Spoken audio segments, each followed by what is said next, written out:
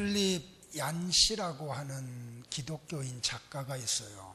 우리나라에도 이렇게 번역돼서 책들이 나왔는데, 근데 제목이 우리의 눈을 이렇게 확 끌만한 그런 좀 자극적인 제목이에요. 하나님, 당신께 실망했습니다. 책 제목이. 그리고 2편으로 나온 게 뭐냐면, 내가 고통을 당할 때 하나님 어디 계십니까? 근데 이 작가가 이 책을 통해서 뭘 이야기하고 싶어 하냐면, 교회와 성도들이 이 세상 속에서 고통을 당할 때, 그래서 우리가 하나님 앞에 와서 눈물 뿌려 기도하지만 하나님이 아무런 응답이 없어. 그때 그걸 어떻게 우리가 받아들일 거냐는 거예요. 우리가 그렇게 믿잖아요. 이 세상에 되어지는 모든 일은 하나님이 허락해서 되어진다고. 그런데 악인들이 막 형통을 해. 그리고 우리가 좀 이해할 수 없는 일들이 너무나 버젓이 되어지는 걸 보아요. 그때 우리가 그걸 어떻게 받아들이냐는 거예요. 어떻게 이해하냐는 거예요. 이분이 이 책들 속에서 내리는 결론이 뭐냐면 바로 그거예요. 우리가 만나는 고통, 우리가 만나는 이해할 수 없는 현상들, 그거는 하나님이 우리에게 주신 선물이라는 거예요. 그런데 이 선물을 인간 편에서는 아무도 원하지 않는 선물이라고 그렇게 표현을 해요. 그래서 오늘 설교 제목이 뭐냐면, 아무도 원하지 않는 선물. 혹시 고통 속에 계신 분들은 오늘 하나님이 여러분에게 원하지 않는 선물을 주셨음을 깨닫기를 바라요.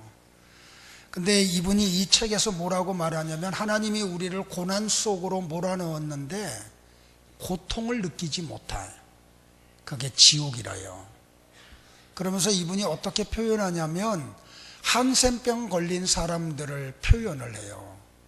한센병은 뭐냐면 살이 썩어져 가는데 썩어져 가는 고통을 느끼지를 못해. 그래서 시간이 지나면 손톱이 빠지고 손마디가 빠져나가고 발마디가 빠져나가는 병, 그게 한센병이에요. 자, 우리가 고난 속에 있어요.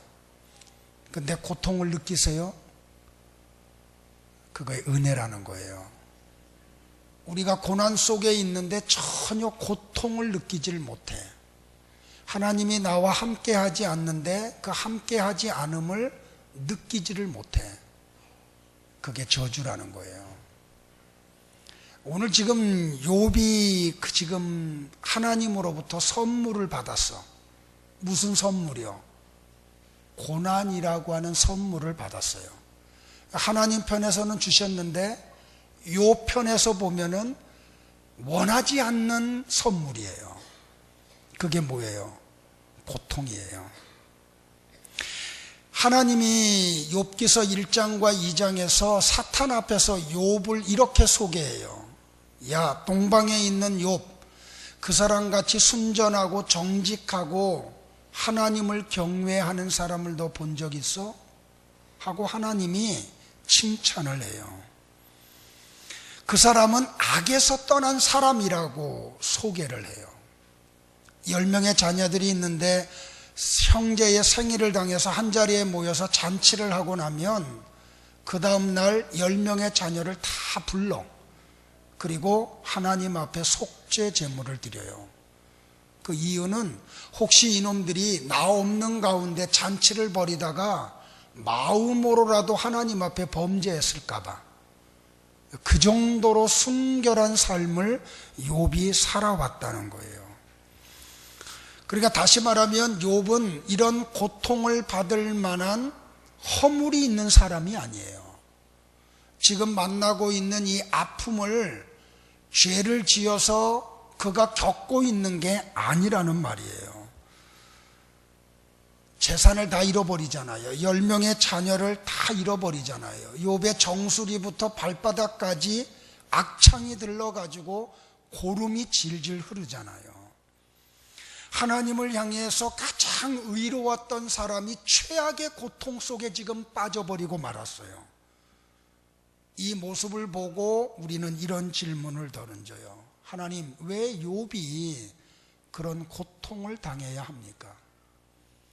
악인을 그렇게 고통 속에 몰아넣으면 우리가 이해를 하겠는데 하나님 입으로 칭찬했잖아요. 그런데 왜 그런 사람이 그런 고통을 겪어야 하나요?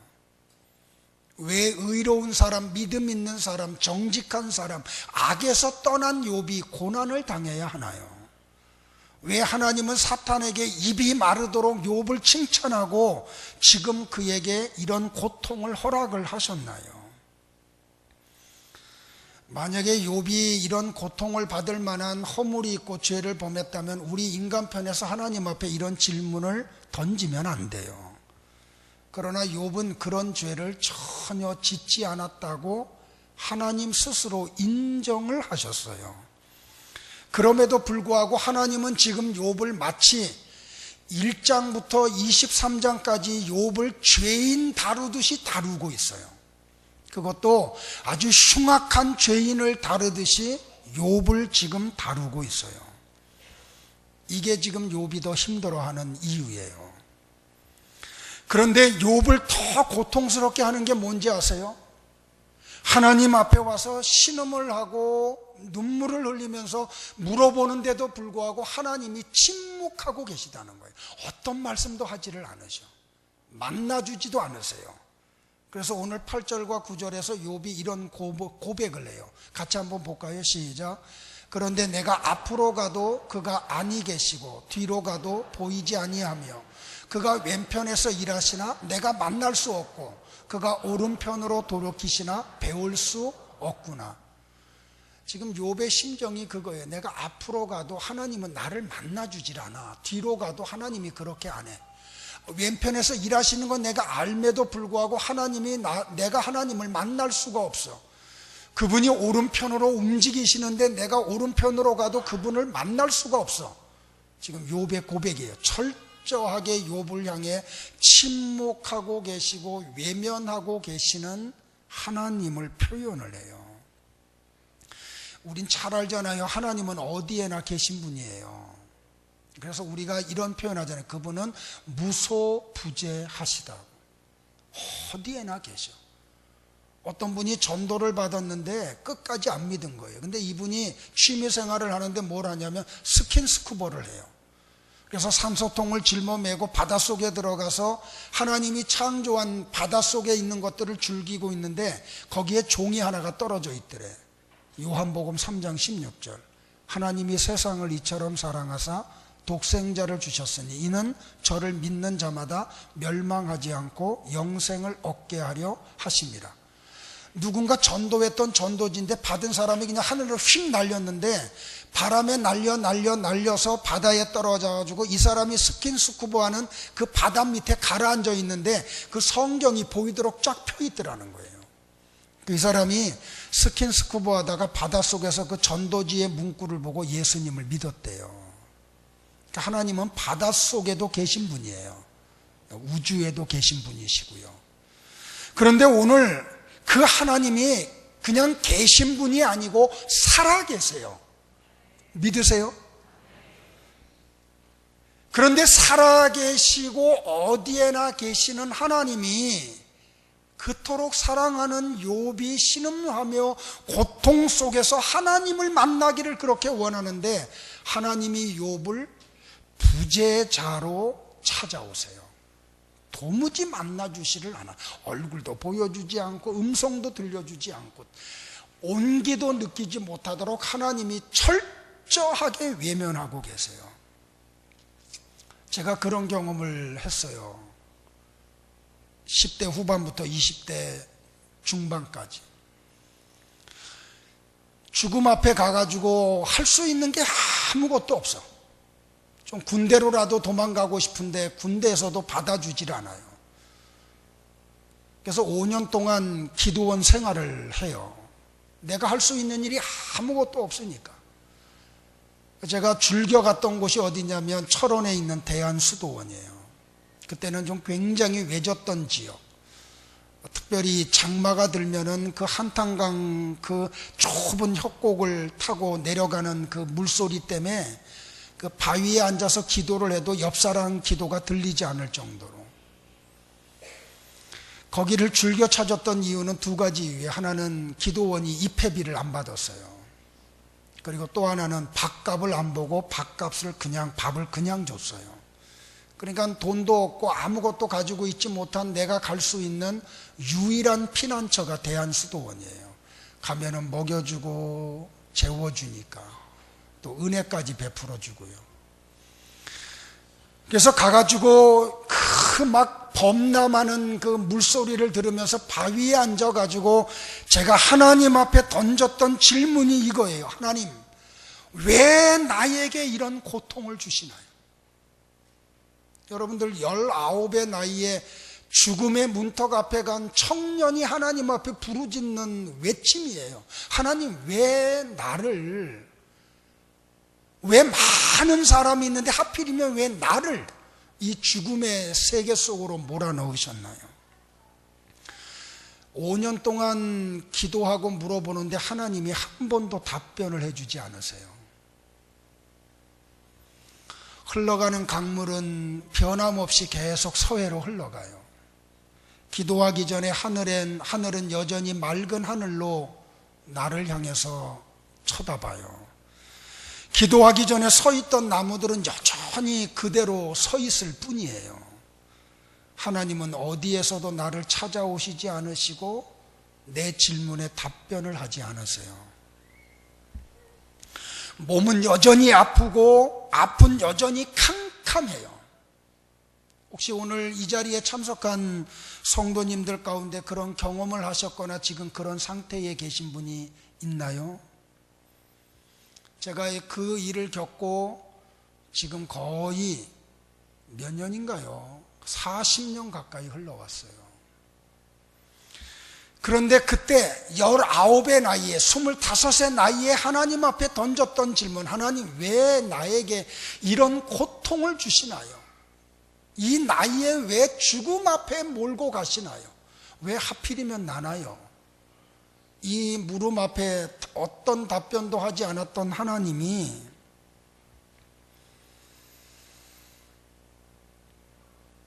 여전히 나와 함께 하고 계셨음을 오늘 발견을 해요.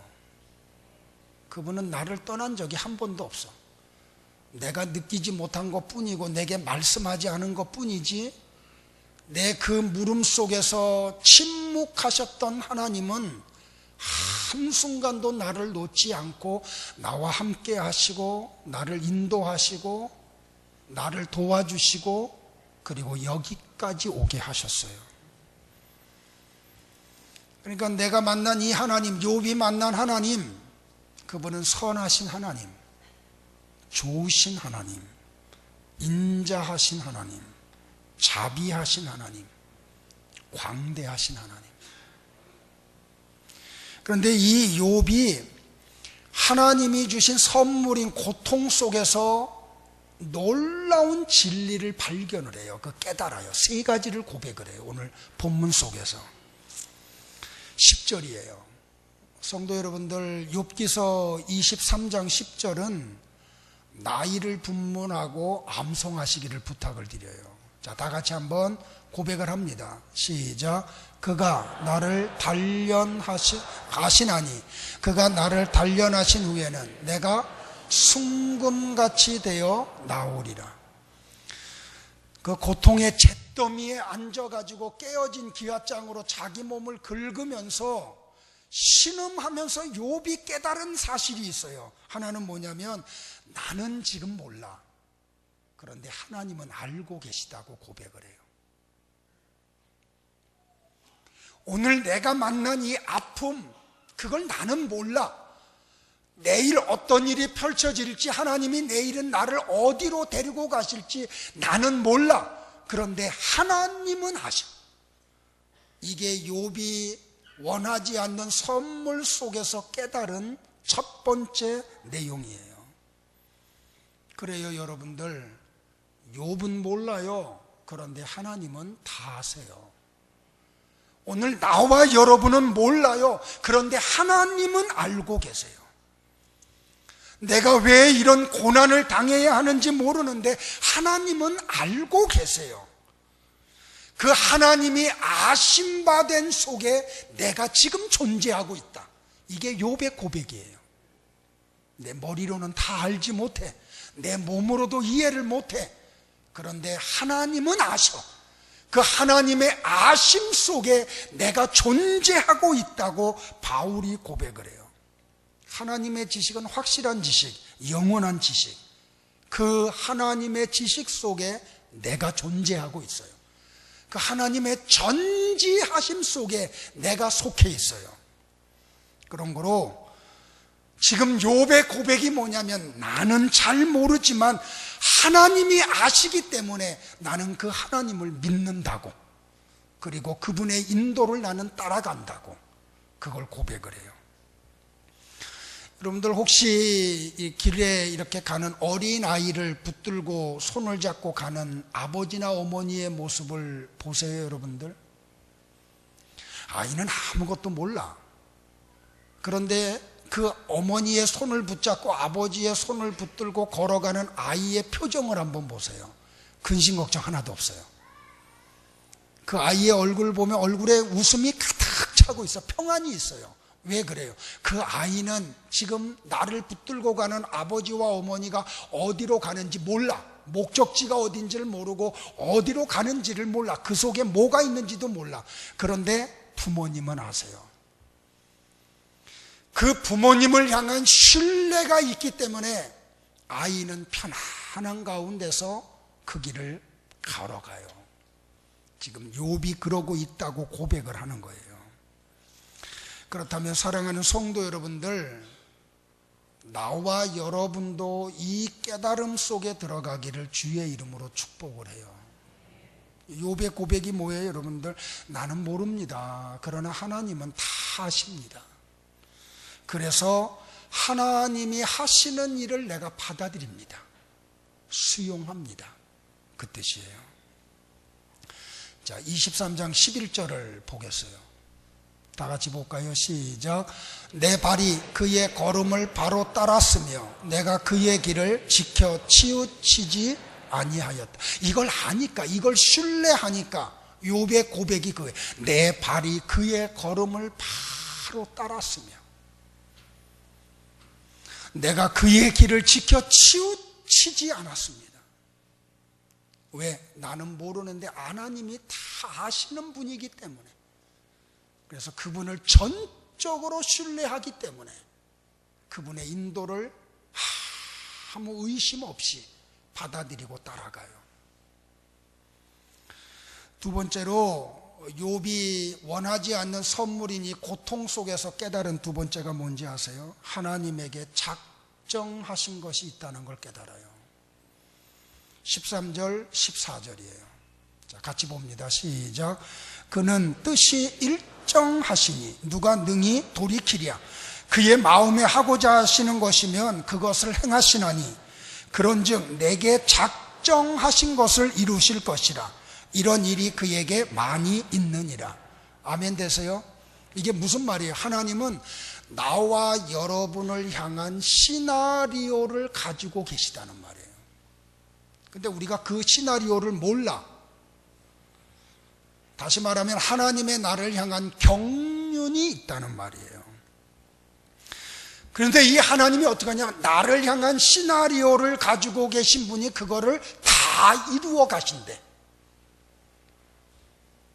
그러니까 하나님이 뜻하신 바가 있어서 나와 여러분에게 때때로 고통을 주시고, 그리고 우리에게 계획적으로 섭리적으로 우리를 끌고 가신다는 거예요. 그걸 지금 욥이 믿어요. 세계적인 역사학자를 꼽으라고 하면 토인비를 꼽죠, 그죠? 이분이 한평생 세계 역사를 연구하고 많은 책을 썼어요. 근데 이분이 노년에 책 속에서 이런 글을 써요. 역사를 자세히 보면 몇 가지를 알 수가 있다.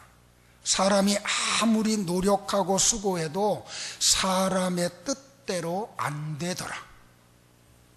이분이 역사를 연구하고 기술을 하면서 노년에 내리는 결론이 그거예요.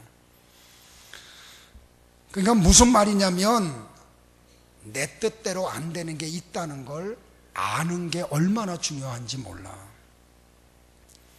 성도 여러분들, 이거 알아야 돼. 이거 깨달아야 돼요. 무엇이든지 내 뜻대로 안 되는 것을 아는 것 중요해요. 내 마음대로 되는 게 아니잖아요. 내가 수고한다고 되는 게 아니에요. 어떤 철없는 사람들이 이런 말을 해. 하면 돼. 안 되면 되게 해. 이건 철없는 소리예요. 그런 게 아니에요. 안 되는 것은 안 되는 거예요. 그걸 알아야 돼요. 모든 게 사람의 뜻대로 되는 게 아니에요. 지금 욥이 고난의 용광로 속에서 깨닫는 게 바로 그거예요. 아, 나를 향한 하나님의 시나리오가 있구나. 하나님은 나를 그 시나리오대로 끌고 가시는구나. 이걸 깨달아요. 세 번째 뭘 깨닫냐면 하나님의 뜻대로 이루어진다는 걸 깨달아요. 그러니까 다시 말하면 하나님은 모든 것을 하나님 마음대로 하세요. 여기에 좀 거부 반응이 있는 분들은 오늘 좀 깨닫기를 바라요. 다시 말하면 뭐냐면 하나님 마음대로 되는 거예요. 그걸 제가 어린 시절에 깨달았는데 어린 시절에 깨달은 걸 오늘 기억나게 하시더라고요. 하나님이요. 저 어린 시절에는 먹을 게 정말 없던 시절이에요.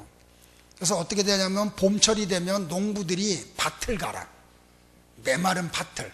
그리고 논을 갈아요. 그러면 그 논바닥, 밭에 들어가 가지고 그 6.25 전쟁 때 있었던 그 탄피들, 그 전쟁에 의해서 있었던 그런 쇠붙이들, 누렇게 된 거 기억나죠? 그죠? 그거 주워 가지고 모아 가지고 엿장사가 와요. 쫙쫙 치면서. 그러면 그거 가지고 가서 엿 바꿔 먹으려고 가요. 근데 그때 엿장소들은 어떻게 하냐면 이 넓은 판에 엿을 가지고 와서 이렇게 놓고 그 가위로 탕 쳐가지고 떼어줘요. 근데 친구하고 나하고 똑같이 가지고 갔어. 그런데 가만히 엿을 받아들고 옆에 친구를 보니까 나보다 엿이 더 많아. 억울하잖아요. 어떻게 모은 쇠붙인데. 그래가지고 엿장수 아저씨한테 물어봐. 아저씨 왜 쟤는 똑같이 갖는데 더 주고 나는 조금 줘요. 그때 엿장수의 대답이 뭔지 아세요? 엿장수 마음이야. 네가 왜 나한테 그 시비 거냐는 거죠. 조금 더 주고 덜 주고는 엿장수 마음이라는 거예요. 용서하세요. 하나님 뜻대로 이루어져요. 욥이 이걸 깨달아요. 그렇다면 현실이라는 게 뭐냐면 하나님 뜻 안에 내가 있는 거예요. 그러므로 그 현실 속에서 내가 만나는 것들은 의미 없는 게 하나도 없어요. 잠깐 보면은 의미 없는 것 같아. 그런데 시간이 지나가고 나면 다 의미가 있어요. 뜻이 있어요. 그러니까 지나온 뒤에 보세요. 모든 게 뜻이 있고 의미가 있어요. 어쩌다가 한 번 듣는 이야기도, 어쩌다가 한 번 부닥치는 일들도 우연이 없어요. 필연만 있을 뿐이에요. 하나님의 무슨 뜻이 있어서 그 소리 듣게 했어? 하나님의 뜻이 있어서 그런 일들을 만나게 하셨어요. 그러니까 오늘 나와 여러분이 경험하는 모든 것들은 의미 없는 일들이 하나도 없다는 거예요. 우리가 알아야 될 게 뭐냐면 어느 시대에나 죄가 있었고 어느 시대에나 부정이 있었다는 사실이에요. 그러지 않아요? 요새 우리 너무 마음 아파할 일들이 너무 많이 만나. 그런데 역사를 보세요. 과거에도 부정이 있었어요. 그리고 악한 일들이 많았었어요. 그래서 역사학자 토인비가 이런 충고를 해요. 죄를 되풀이하지 마라. 적어도 우리 인간에게 하나님이 지혜를 주셨고 총명을 주었으니 같은 죄를 반복해서는 안 된다. 되풀이하지 않도록 주의할 것이다. 그래요, 여러분들. 같은 죄 반복해서 지으면 안 돼요. 왜요? 역사를 통해서 배웠잖아요. 아, 그렇게 했더니 하나님이 책망하시더라. 그래서 아파했어. 너무 힘들었었어. 그러면 이제 배웠잖아요. 그러면 그 길을 다시 가지 말아야지요. 깨닫기를 바라요.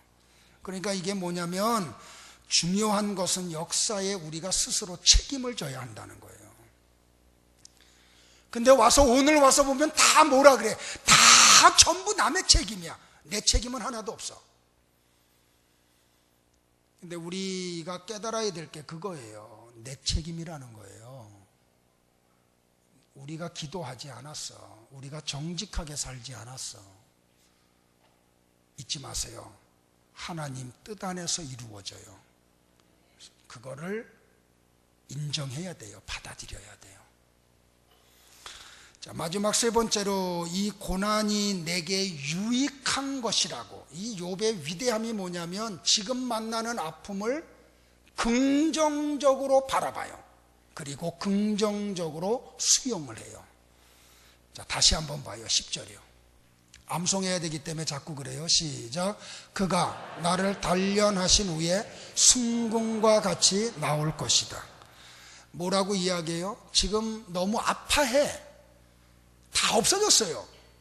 그런데 거기서 욥의 고백이 뭐냐면 하나님이 나를 단련하시는 거예요. 이게 무슨 뜻이냐면 내 욥의 1장과 2장에서 하나님이 사탄에게 칭찬하는 그렇게 기가 막힌 욥의 믿음임에도 불구하고 내 속에 아직도 신앙의 불순물들이 있구나. 하나님이 이 사건을 통해서 내게 남아있는 그 마지막 남아있는 신앙의 불순물까지도 완전히 하나님이 뽑으시려고 그러는구나.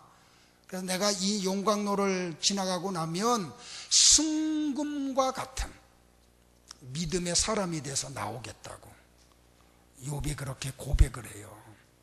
그러니까 다시 말하면 뭐예요? 오늘 하나님이 내게 주신 고난을 부정하는 게 아니에요. 긍정해요.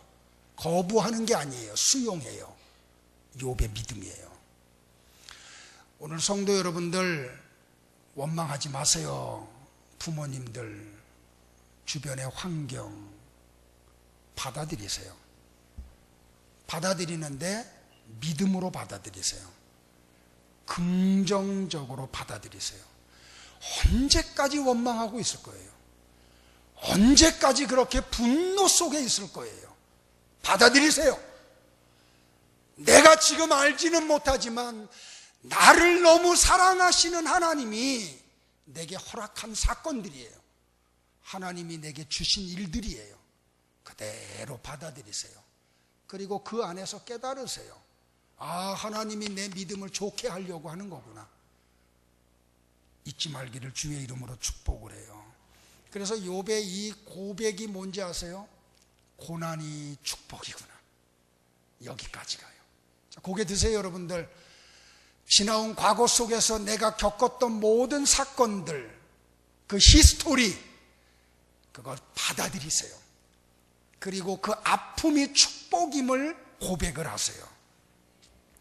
이 엄청난 고난을 당하면서도 욥이 뭐라 그래요? 내가 고난당한 것이 내게 유익이라. 그가 나를 단련하신 후에는 정금과 같은 믿음의 사람으로 만들이라. 아직 이해가 되진 않아요.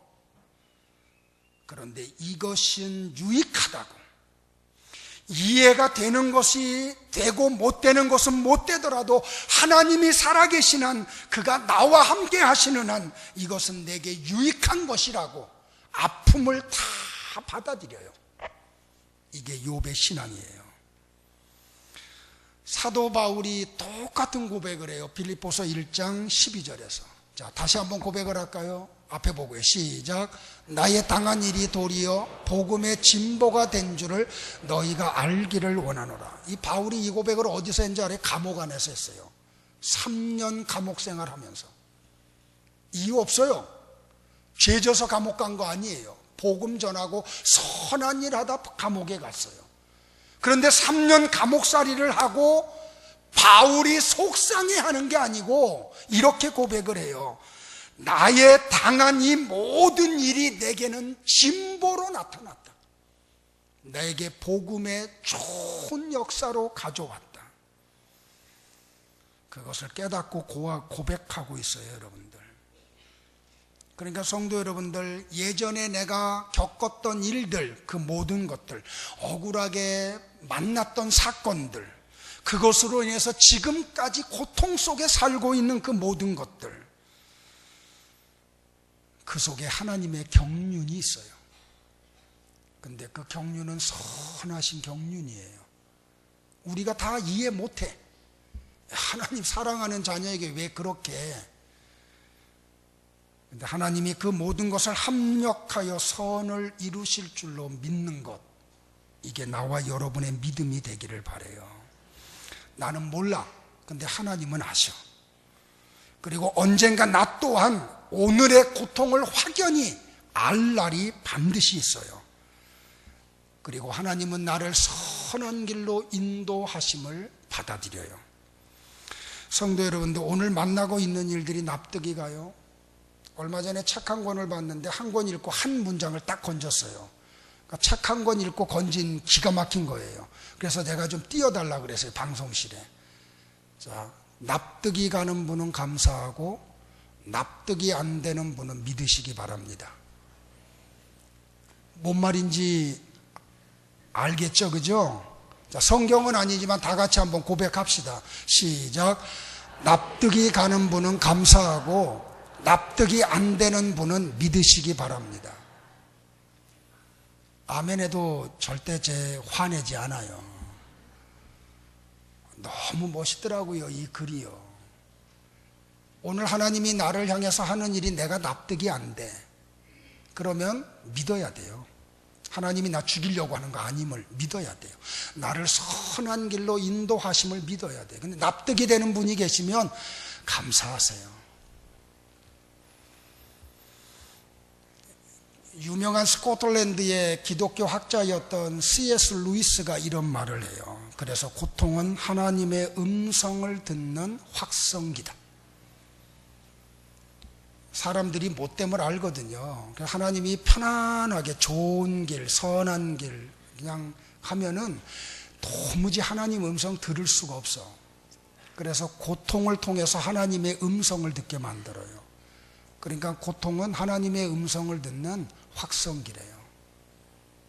자, 말씀 정리할게요. 우리가 믿음 안에 있지만 목사임에도 불구하고 고통이 찾아오면 갈등이 일어나요.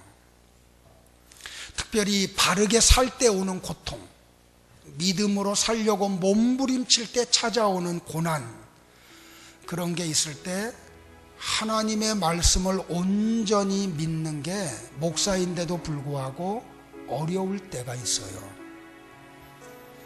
그럼에도 불구하고 우리가 그런 가운데서도 하나님의 말씀을 놓지 말아야 돼요. 다윗은 어떤 고난이 찾아와도 하나님의 말씀을 붙잡았어요. 그래서 시편 119편 50절에서 이런 고백을 해요. 이 말씀은 나의 고난 중에 위로라. 주의 말씀이 나를 살렸기 때문이니이다.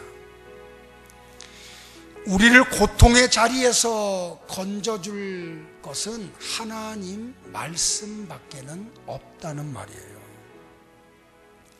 그리고 또한 우리는 주변에 고통당하는 사람을 만나면 위로해주고 격려해주고 손을 잡아서 일으켜주고 붙잡아주고 힘을 실어주어야 돼요. 하나님은 귀로만 듣던 욥의 신앙을 눈으로 보는 신앙으로 바꾸어 주세요. 하나님은 욥을 고난의 용광로 속에 넣으시고는 정금과 같은 신앙인으로 거듭나게 하세요. 그리고 마침내 욥기서 42장에 가면 욥이 고난당하기 전보다 배나 더한 복으로 채워주세요. 목회자요 신학자였던 프란시스 셰퍼라고 하는 분이 이런 책을 썼어요. 사람들의 그 질문, 하나님은 어디에 계시냐? 하나님은 어디에 계십니까? 이 물음에 답하는 책으로 거기에 계시는 하나님이라는 책을 썼어요. 이 책은 철학적으로 기술하기 때문에 우리가 이해하기 굉장히 어려운 책 가운데 하나예요. 그런데 우리에게 통찰력을 심어줘요. 때때로 이 시대의 지성인들이 기독교인들을 향해서 냉소적 웃음을 지으며 이런 말을 해요. 너희들이 섬기는 하나님이 어디 계시냐? 교회에 하나님이 계시냐? 너희들 그렇게 믿어? 심지어 성도라고 할지라도 너무 고난이 길어지면 우리 하나님은 도대체 어디에 계십니까? 인간 누구에게나 있는 종교적 본능 가운데 하나님은 한 분뿐입니까? 이런 질문을 던져요. 그러나 시편 기자가 시편 115장 3절에서 고백했던 대로 우리는 그 하나님을 믿어요. 같이 고백해 볼까요? 믿음으로 고백하길 바라요. 시작. 우리 하나님은 하늘에 계십니다. 자기를 즐겁게 하는 것은 무엇이든지 하는 분입니다. 믿으십니까? 우리는 믿지 않는 사람들이 질문할 때가 있어요. 너희들이 믿는 하나님 지금 어디 계셔? 그때 우리는 이렇게 답변을 해야 돼요. 내가 믿는 하나님은 지금 나와 함께 하십니다. 내 눈에 보이진 않지만, 그분의 음성이 내 귀에 들리지는 않지만, 그래서 내 삶에 어떤 변화도 없지만 하나님은 나와 함께 하십니다. 그리고 그분은 나를 인도해 주시는 분입니다. 내가 만난 이 고난은 아무 의미 없는 고난이 아니고 내게 있는 신앙의 불순물을 제거하는 그러한 용광로입니다. 그렇게 고백할 수 있기를 바라요. 그렇습니다. 성도 여러분들, 하나님은 언제나 여러분과 함께 하세요. 내가 단지 보지 못하고 느끼지 못할 뿐이지요. 미국의 한 청년이 월남 전쟁이 한참 무르익을 때 군인으로 자원해서 전쟁에 참여해요. 근데 참여하고 나서 얼마 되지 않아서 그만 두 다리를 잃어버리고 오른팔마저 잃어버려요. 불구자가 돼서 본국으로 돌아와요.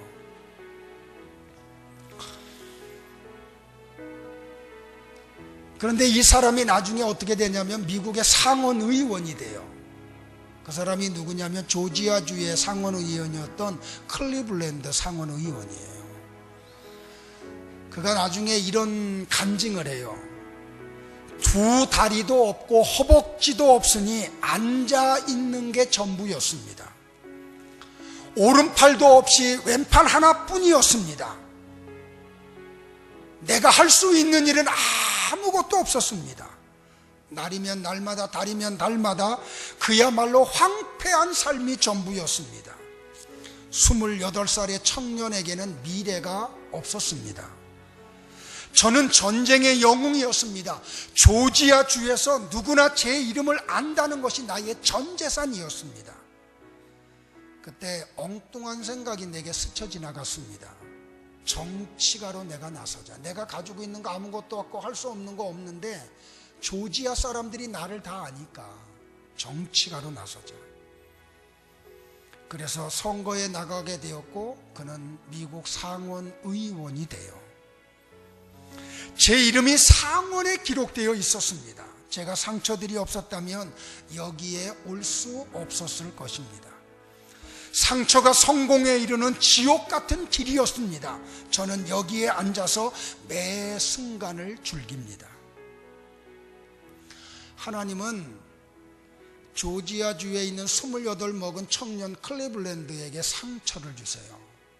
그런데 그 상처를 통해 그를 스타로 만들어요. 참 재미있는 게 영어의 상처와 스타의 단어 차이가 스펠링 하나만 달라요.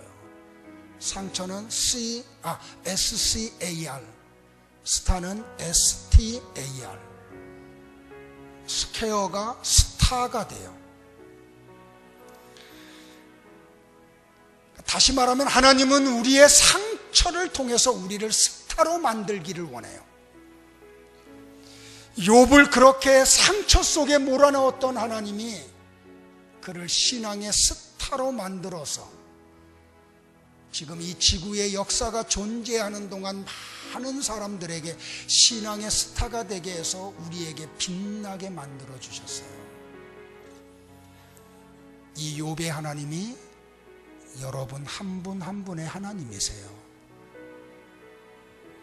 클리블랜드 상원의원의 하나님이 여러분의 하나님이세요. 그런 거로 오늘 만난 고통 때문에 낙심하지 마세요. 절망하지 마세요. 인생 포기하지 마세요. 다 없어진 것 같은데 남아있는 게 무엇인지 보세요. 하나님이 그것으로 스타를 여러분을 만드실 거예요. 그리고 여러분의 큰 믿음 속에 있는 아직 남아있는 신앙의 불순물들, 그게 다 여러분의 신앙 속에서 제거되는 은혜가 있기를 바라요. 하나님이 욥을 언제까지 그 고난의 용광로 속에 처박아 두지 않았잖아요. 마침내 꺼내세요. 그리고 또 한 번 반복하지만 욥기서 42장에 가면 욥에게 그의 공경을 하나님이 돌이켜주세요. 그리고 그 화려했을 때보다 배나 더한 은혜를 베풀어 주세요. 이 하나님 신앙하시고 찬양하시고 경배하시기를 주의 이름으로 축복을 합니다. 기도하겠습니다.